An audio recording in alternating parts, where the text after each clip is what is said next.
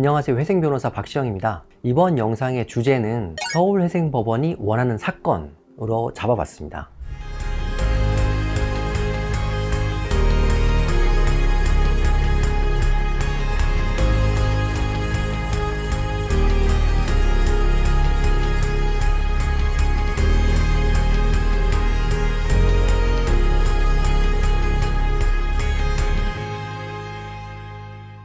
주제를 이렇게 잡아본 이유는 서울회생법원장님은 이제 서울회생법원의 수장이신 판사님입니다. 그 법원장님께서 파산 관제인 분들을 모아놓고 간담회를 하셨는데 그 자리에서 주문하신 게 있어가지고 영상으로 한번 준비를 해봤습니다. 그 자리에서 주문하신 것들이 여러 가지가 있겠지만 이번 영상에서 소개할 부분은 개인 파산을 좀 적극적으로 활용을 해달라는 부분입니다. 서울회생법원은 우리나라의 대표적인 도산 전문 특수법원입니다. 당연히 회생도 하고 파산 사건도 하는데 이 파산 사건이 갈수록 줄어들고 있어요. 여기에는 뭐 여러 가지 이유가 있겠지만 어쨌든 법원 입장에서는 파산 제도를 활성화를 해야 됩니다. 제가 여러 영상에서도 말씀드리는 것처럼 개인 파산 제도는 개인 채무자가 채무를 해결하는 가장 빠른 방법입니다. 그런데 여러 가지 현실적인 이유 때문에 이제 파산 사건이 자꾸 줄면은 법원 입장에서도 아무래도 고민이 될 수밖에 없죠. 파산 사건을 확대하기 위해 이런저런 제안을 주셨는데 서울회생법원이 파산 사건을 늘릴 수 있는 방법은 크게 두 가지 정도가 있을 겁니다. 그 방안 중에 하나는 회생 사건을 파산 사건으로 전환하거나 파산 사건으로 접수를 받는 것, 또 다른 하나는 다른 법원에 갈 파산 사건을 서울회생법원에 접수할 수 있도록 하는 것, 두 가지 정도가 있을 텐데요. 먼저 이제 두 번째 방안 관련해서는 서울회생법원의 중복 관할이 인정되는 경우를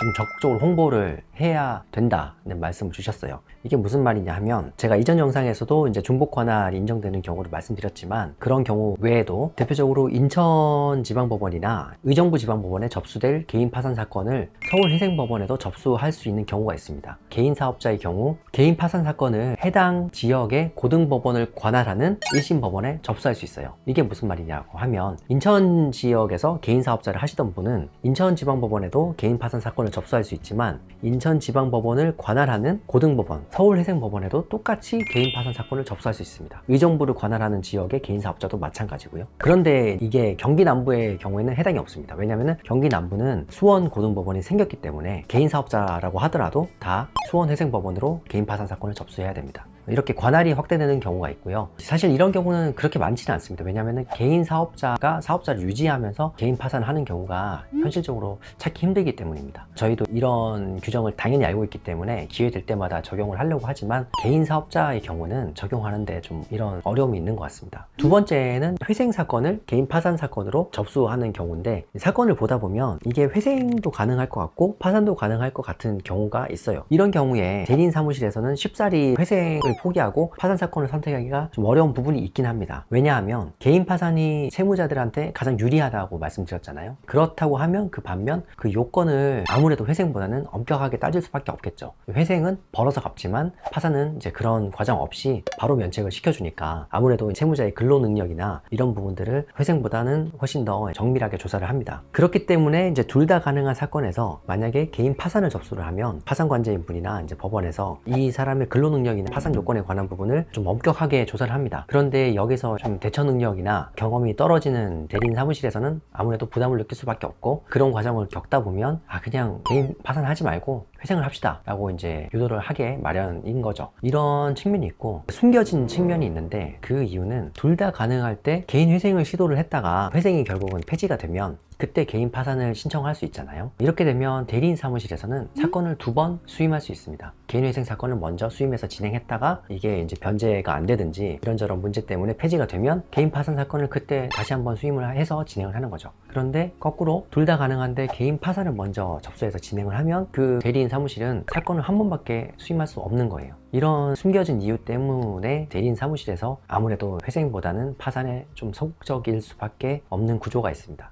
저희 유튜브 채널을 꾸준히 봐주신 분들이라면 아실 겁니다. 저는 기회가 있을 때마다 파산이 가능하면 파산부터 시도를 해야 된다라고 말씀을 드렸고 실제로 다른 사무실에서 다 회생을 해야 된다라고 했던 사례도 저희 사무실에서는 개인 파산을 바로 접수해서 무사히 면책을 받은 사례가 여럿 있습니다. 그런데 이제 이런 저희의 생각뿐 아니라 서울회생법원 그리고 법원장님께서도 똑같은 생각을 가지고 계시다는 점을 이번 간담회를 통해서 확인을 했고요. 이 영상을 통해서 자신 있게 말씀을 드립니다. 개인 파산이 가능하면 개인 파산부터 먼저 검토를 하셔야 합니다. 오늘은 이렇게 최근에 있었던 서울회생법원장님과 파산관제인의 간담회에 착안해서 영상을 준비해봤습니다. 사실 이런 주제는 좀 민감할 수도 있기 때문에 영상을 만들기를 좀 주저를 했는데 그래도 보다 많은 분들이 아시면 좋을 내용이기 때문에 이렇게 준비를 해봤습니다. 이 영상이 또 누군가에게 도움이 되길 바랍니다.